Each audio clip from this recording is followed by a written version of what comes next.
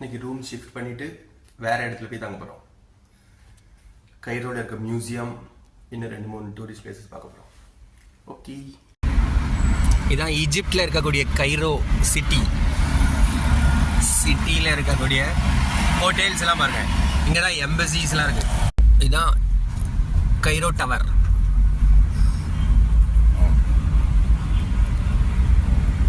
ஓயா, Cairo tower. இதுதான் Egypt tower. இது கைரோவில் இருக்கக்கூடிய ஈஜிப்ட் டவர். என்ட்ரன்ஸ் வந்து 9